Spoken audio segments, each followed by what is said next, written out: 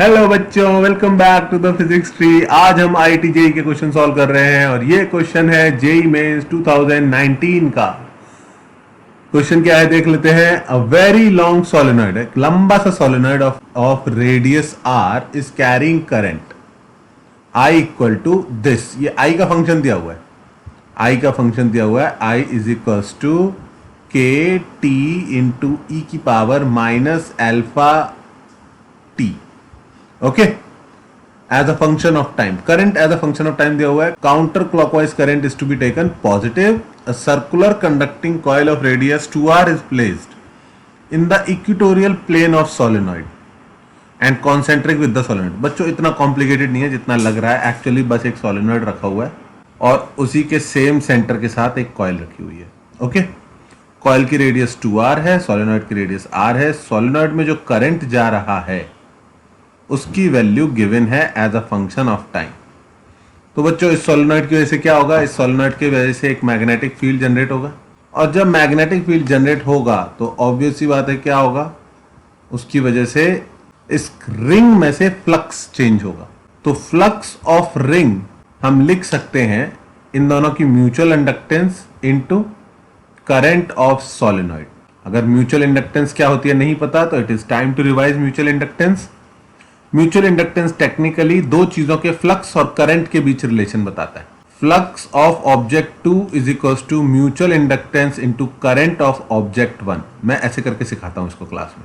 Okay, self inductance खुद के through flux बताता है, म्यूचुअल इंडक्टेंस दूसरे ऑब्जेक्ट के थ्रू फ्लक्स बताता है।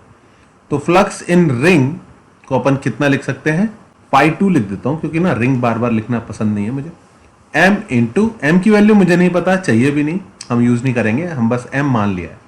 Current in solenoid, flux in 2 is equals to mutual inductance into current in 1। Current in 1 यानी करंट इन सोलेनॉइड हो गया के टी ई की पावर माइनस एल्फा टी।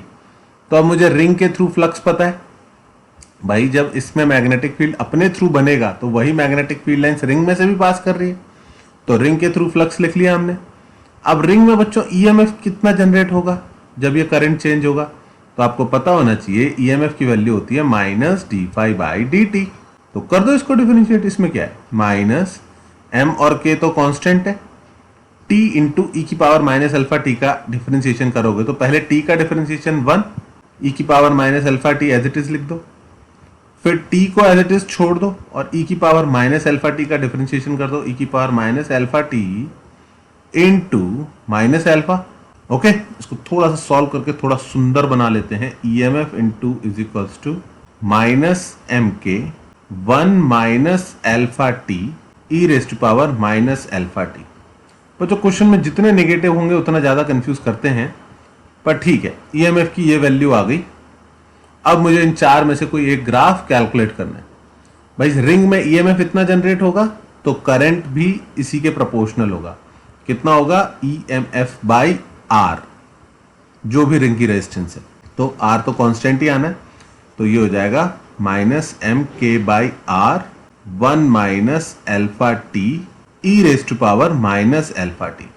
अब तुम्हें यह देखना आना चाहिए कि इसका ग्राफ कैसा बनेगा, क्योंकि अपने पास चार ऑप्शन है। तो ग्राफ डिसाइड करने के लिए मैं हिंट दे देता हूं। देखो, जो भी ग्राफ आएगा टी की इस पर्टिकुलर वैल्यू पे, किस वैल्यू पे, जब टी की वैल्यू 1 बाई अल्फा हो जाएगी, उस पॉइंट पे करंट डेफिनेटली कितना जाएगा, 0, क्योंकि टी अगर 1 बाई अल्फा पुट करोगे तो ये टर्म 0 हो जाएगा, तो उस पॉइंट पर करंट कितना आएगा, 0।